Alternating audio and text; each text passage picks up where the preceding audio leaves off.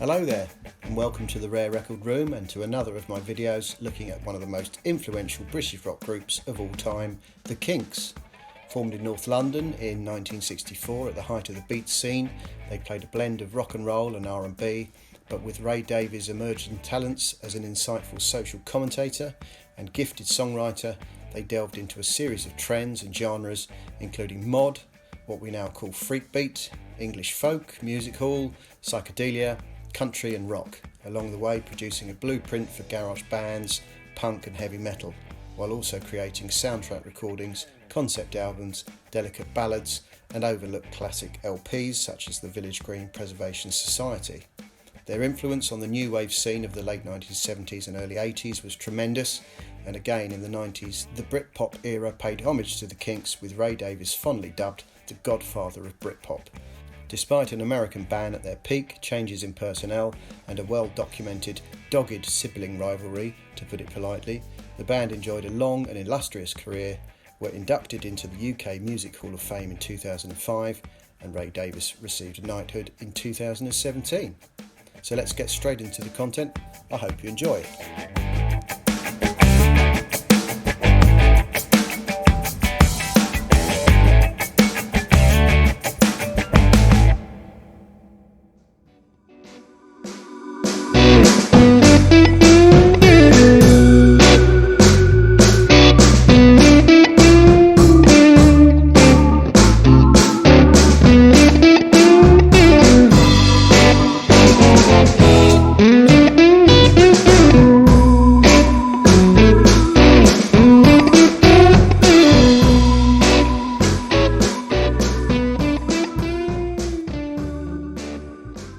Thanks for joining me.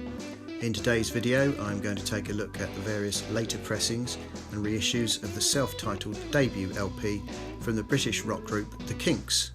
This rhythm and blues and beat heavy album was originally released in mono in the UK in October 1964 on Pi Records' Pink label, which I've covered in a separate video and which gives a little more detail on the music and the recording of the album. In this episode, I'm going to be concentrating on the many later British pressings of the LP, so let's get straight into it. Kinks by the Kinks has been reissued several times in the UK, initially on Pi Records' budget label, Golden Guinea in 1967, in both mono and stereo. This has the same cover artwork, but is banded at the top, and the back cover has been entirely reset. The cover is a flipback design manufactured by Garrett Lofthouse with the patents pending wording. This one comes with a bright yellow record label stating Made in England, with the recording first published 1964 text positioned at 9 o'clock. The copy shown here is a mono example.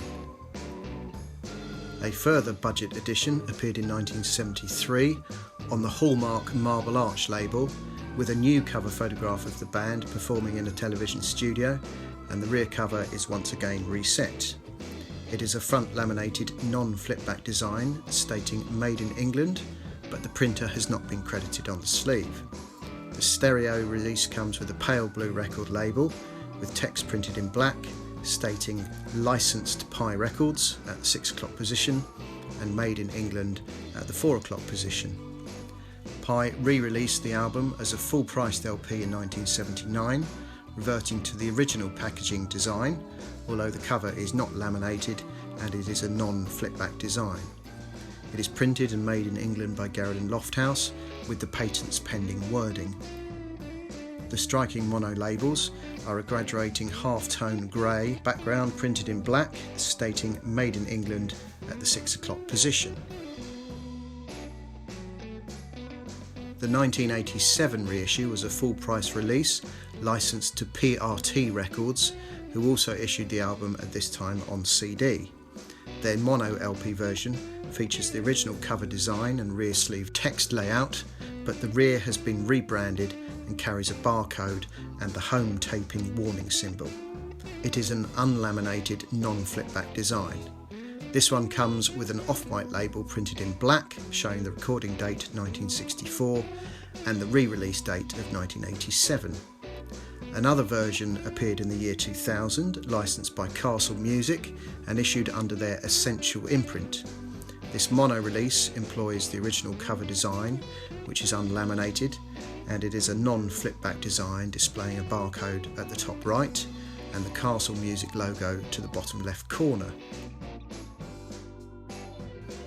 The label design is in homage to the original pink pie label design and is printed in black and clearly shows the mono wording at the 9 o'clock position.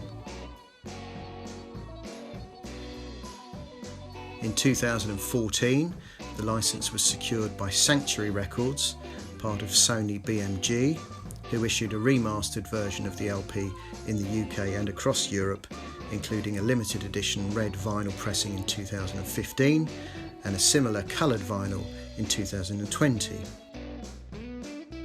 The various Sanctuary LPs feature a black label printed in silver, which state "Made in the EU". Unfortunately, on the 2020 version, the reproduction of the original group photo is rather poor, with little definition. It may be that this was a deliberate design choice, but for me it just doesn't work. And so to the values. The first reissued version by Golden Guinea gets a mention in the current edition of the Rare Record Price Guide, with mint copies in mono rated at £25 and stereo versions valued at £30. The remainder of these re-releases are not particularly valuable, likely worth less than £15 each, and as such they do not merit an entry in the price guide.